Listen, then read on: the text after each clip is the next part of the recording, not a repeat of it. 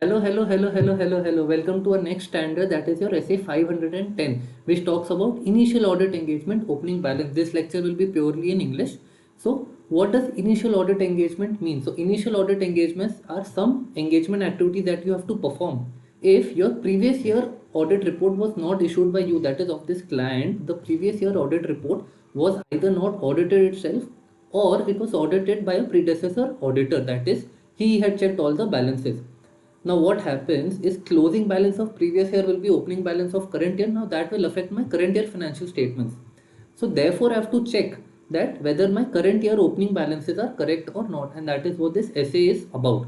So essay 510 talks about initial audit engagement, and engagement in which financial statements from prior period were not audited or were audited by a predecessor auditor, that is a previous auditor.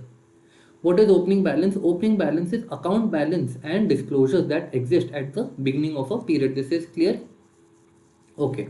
Now, what audit procedures will he perform? So, audit procedures first is with regards to opening balance.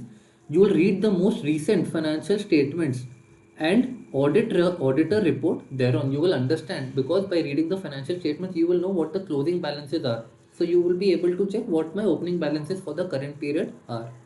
The next is obtain sufficient and appropriate evidence with respect to existence of RMM. If you feel there is any RMM, so you will have to obtain sufficient and appropriate audit evidence with regards to opening balance. Your third point is ensure prior period closing balance has been brought forward correctly. That is, the closing balance of the previous period should be brought forward as opening balance in the current period correctly. And last is your ensure appropriate accounting policies are applied. That is, all the accounting policies that are applicable and which should have been applied have been applied. Okay. Then next is with regards to consistency of accounting policies. So this point we have picked up in our second point, that is consistency of accounting policies. So obtain sufficient and appropriate audit evidence with respect to consistent application or proper accounting and disclosure for changes. That is, any policy that we have applied, it should be consistently applied throughout the whole period, and there should be proper accounting and disclosure for any changes. Your third point is modification in predecessor auditor's report. If your previous auditor report had modified his opinion, if your previous auditor had modified his opinion, in such a case, you will evaluate effect of modification in assessing risk of material misstatement in current period financial statements. That is, you will evaluate the effect of modifying in assessing the risk of material misstatement in the current period financial statements. Okay. Now, these are different cases, and in such a case what opinion has to be given. So of course these are again the three cases that we have discussed, 1, 2 and 3. Okay. So with regards to opening balance, if you are unable to obtain sufficient and appropriate audit evidence, you may give a qualified or a disclaimer opinion. So these we will cover in our 700 series.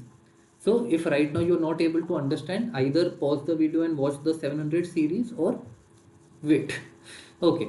Now next is your, if it contains material misstatement which are not properly accounted or disclosed in the current year financial statement, you will give an qualified or a adverse opinion. Okay, so this is with regards to opening balance.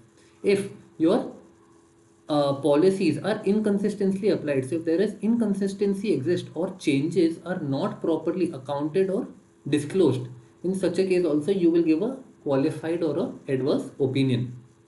And last is modification in previous auditor's report.